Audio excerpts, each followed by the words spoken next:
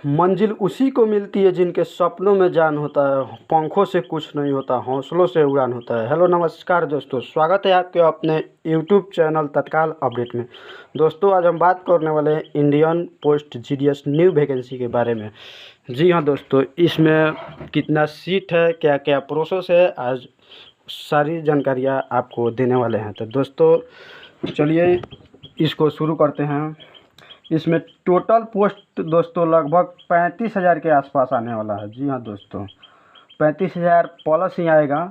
फी इसमें general OBC के लिए 100 रुपया और अदर के लिए 0 रुपया। अदर के लिए कोई चार्ज इसमें नहीं लगता है। एज लिमिट है दोस्तों, इसमें एज आपका 18 से 40 वर्ष के बीच होना चाहिए।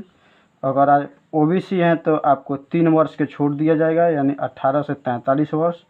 अगर आप एसटी एससी हैं तो 18 से 45 वर्ष। योग्यता दोस्तों इसमें 10th पास होना अनिवार्य है। नोट इसलिए दोस्तों लिखे हैं हम कि कई बार ऐसा होता है कि बच्चों को इस क्षेत्र के बारे में जानकारी नहीं होती है और उस क्षेत्र में जाके फॉर्म भर देते हैं।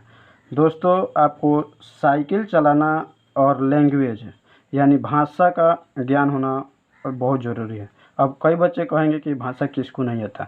मैं उस भाषा की बात नहीं कर रहा हूँ दोस्तों, मैं उस भाषा की बात कर रहा हूँ जिस क्षेत्र में आप जाइएगा उस क्षेत्र के भाषा के बारे में आपको नॉलेज होना ज़रूरी है। क्योंकि कई बार ऐसा होता है कि कम कट ऑफ जाने के कारण अपना क्षेत्र छोड़कर बच्चे दूसरे क्षेत्र में फॉर्म भर देते हैं और वहाँ के लोकल लैंग्वेज उन लोगों को समझ में नहीं आता है। तो इस बात को आप ध्यान में रखें। जॉब प्रोफाइल की बात कर ले दोस्तों, इसमें 3 प्रकार का पोस्ट होता है। पहला है ब्रांच पोस्ट मास्टर, दूसरा है असिस्टेंट ब्रांच पोस्ट मास्टर और तीसरा है डाक सेवक। पहला दोस्तों ब्रांच पोस्ट मास्टर के बारे में। ऑनलाइन ऑफलाइन लेन देन, डाक उत्पादक और सेवाओं का वितरण, रिकॉर्ड हैंडलैंड डिवाइस एवं मोबाइल का रख रखाव कार्य होता है दोस्तों। असिस्टेंट ब्रांच पोस्ट मास्टर, इसका कार्य दोस्तों टिकट एवं स्टेशनरी की बिक्री, डाक डिलीवरी, सरकारी सेवाओं का घर घर प्रचार प्रसार। कई बार देखते होंगे दोस्तों कि आपके क्षेत्र में डाकिया सरकारी कार्यों के प्रचार प्रसार के लिए आते हैं। जी हाँ दोस्तों, यह वही काम है। डाक सेवक स्टाम्प की बिक्री, डाक डिलीवरी, रेलवे मेल सर्विस में छटाई का कार्य। जी हाँ दोस्तों, अधिक डिलीवरी आने के कारण जो है कि पिन कोड के हिसाब से सभी डाक को अलग अलग क्षेत्रों में छांट दिया जाता है और जिस क्षेत्र का वह डाक होता है उस क्षेत्र के डाकिया आपके दरवाजे पर ले आकर पहुँचा देते हैं दोस्तों। सैलरी की इसमें बात कर ले दोस्तों, सैलरी बीपीएम यानी ब्रांच पोस्ट मैनेजर की सैलरी दोस्तों पहले तो फिक्स थी, लेकिन अभी 12,000 से लेकर 29,380 रुपया के आसपास, यानी आपको 20 से 25,000 रुपया पर मंथ अगर इस पोस्ट पे हैं आप तो आपको मिलेगा। बीपीएम या डाक सेवक की सैलरी दोस्तों 10,000 रुपया से लेकर आपको 24,470 रुपया के आसपास, यानी 18 से 20,000 लगभग दोस्तों आपको पर मंथ मिल ही जाएगा। ड्यूटी आवर्स की बात कर ले दोस्तों तो इसमें लगभग 8 घंटे की ही ड्यूटी होती है। लेकिन कई बार क्या होता है दोस्तों कि अधिक डाक आ जाने के कारण कई बार इन लोगों को 10-10 घंटा 12-12 घंटा भी ड्यूटी करना पड़ता है। क्योंकि दोस्तों हम एक बार डाक विभाग में गए हुए थे, उस समय रक्षाबंधन का त्यौहार था दोस्तों।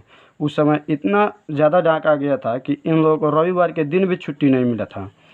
तो हम तो सोमवार को गए थे तो वो लोग बोल रहे थे कि कल भी डाक खुला था, इसलिए मैंने आपको सोचा कि बता दूं। एसपी यानी सिलेक्शन प्रोसेस की बात कर ले दोस्तों तो इसमें अभी तक जो है कि एग्ज़ाम नहीं हुआ है, नो एग्ज़ाम। इसमें दोस्तों अभी तक एग्ज़ाम नहीं हुआ है। तो आप लोग सोचते होंगे कि इसका सिलेक्शन कैसे होता है। जी हाँ दोस्तों, तो आपको बता दें कि इसका सिलेक्शन जो है 10th के मार्कशीट जो होता है दोस्तों, मार्कशीट उसके अकॉर्डिंग आपका सिलेक्शन होता है। आपके परसेंटेज के अकॉर्डिंग ही सिलेक्शन होता है। अब किसी छात्र का परसेंटेज जो है कि कम है तो कृपया डरे नहीं, वो इस फॉर्म को अगर भरना चाहते हैं तो भरें। हम नहीं कहते हैं दोस्तों कि फॉर्म ना भरें, फॉर्म भरें। कई बार ऐसा होता है दोस्तों कि मान लीजिए 15 सीट है किसी क्षेत्र में और 15 ही बच्चे अप्लाई किए, तो यहाँ परसेंटेज का कोई माने नहीं रहता है। यहाँ 15 का 15 ऑल सेलेक्ट हो जाएंगे दोस्तों। पिछला वैकेंसी की बात कर ले दोस्तों तो 2022 में लगभग 29,000 प्लस ही वैकेंसी आया था। 2023 में दोस्तों 2 बार वैकेंसी आया और 2024 में लगभग दोस्तों 35 या 40 हज़ार के आसपास जो है कि वैकेंसी आएगा। हम 35,000 ही मान के चलते हैं, 35,000 प्लस ही मान कर चलते हैं कि इतना वैकेंसी आएगा। और यह वैकेंसी दोस्तों जून से आपको जुलाई में, जी हाँ दोस्तों, जून जुलाई में देखने को मिल ही जाएगा, क्योंकि इस बार इलेक्शन होने के कारण थोड़ा वैकेंसी में लेट है।